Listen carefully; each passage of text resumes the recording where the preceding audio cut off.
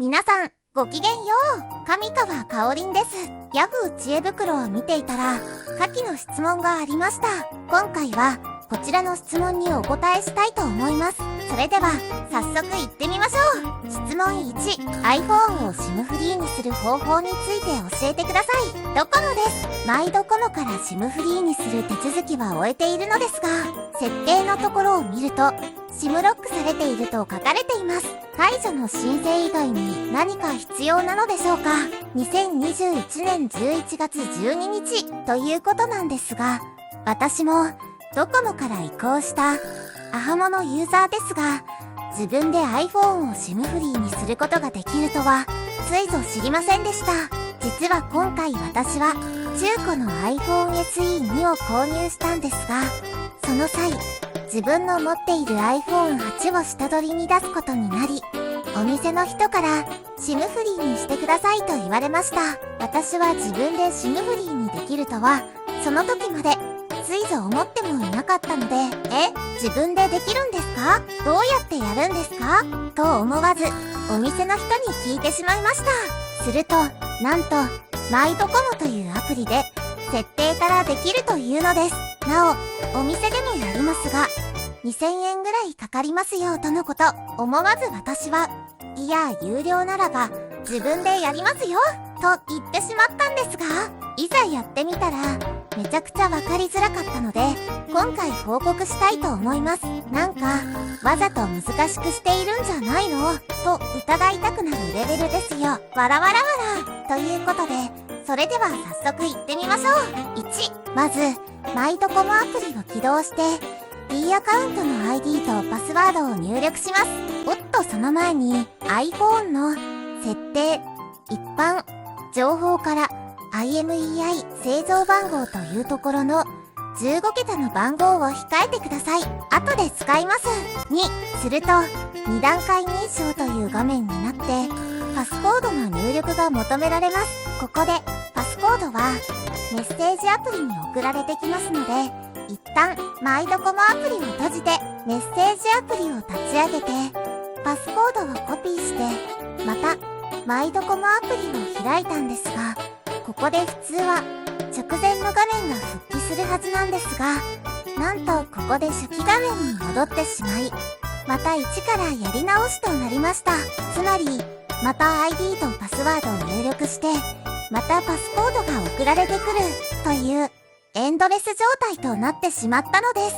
なんだこりゃ、嫌がらせかと思わず叫びたくなりましたが、いろいろ試行錯誤した結果、Wi-Fi をオフにして 4G 回線にして同様に行ったところ、なんとか入れることができました。後で iPhone SE で行ったところ、すんなり入れましたので、iPhone8 のバグだと思います。もうここまででクタクタでしたわ。やれやれ。3、ようやくメニュー画面にたどり着いたんですが、今度は SIM ロック解除というメニューがさっぱり見つかりません。どこに隠してるんじゃと思わず叫びたくなりましたが、なんとお手続き解約その他の中に SIM ロック解除というメニューをようやく発見することができました。もうここまで来るのにゼイゼイ状態で菅野ゼイゼイ。なおキーワード検索をしても最初は出てきません。ドコモ全体から検索をクリックしてようやく出てきます。4、するとまた2段階認証画面になります。またかよ、いい加減にしてくれ。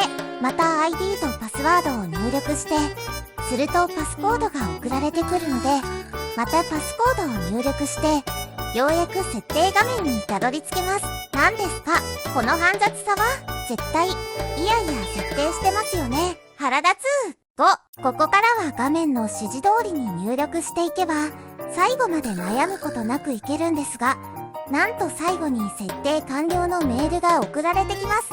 6、そのメールを見ると何やらまだ設定は終わってませんと意味不明なことが書いてあります。Apple では SIM フリーにできません。通信事業者に問い合わせてくださいという内容です。はあ、今ドコモの設定が終わってこのメールが来てるんだけど、なんでまた通信事業者に問い合わせのならんのよ。いい加減にしろ。この丸×丸×。しかしまあよく読んでみると、現在ご利用の通信事業者とは違う通信事業者の SIM カードをお持ちの場合、以下の手順に沿って iPhone のロック解除を終わらせてください。1、SIM カードを取り出します。2、新しい SIM カードを挿入します。デバイスがアクティベーションされ、使えるようになります。B、別の SIM カードをお持ちでない場合、以下の手順に沿って iPhone のロック解除を終わらせてください。1、iPhone をバックアップします。2、バックアップを作成できたら iPhone を消去します。3、作成したばかりのバックアップから iPhone を復元します。ということなんで、お店の人から他社の SIM カードを借りて取り替えて、ようやく SIM フリー状態にすることができました。まあ、めでたし。しかしまあ、まるで嫌がらせのようなメールでしたね。ということで、ようやく、なんとか、SIM フリーにすることができました。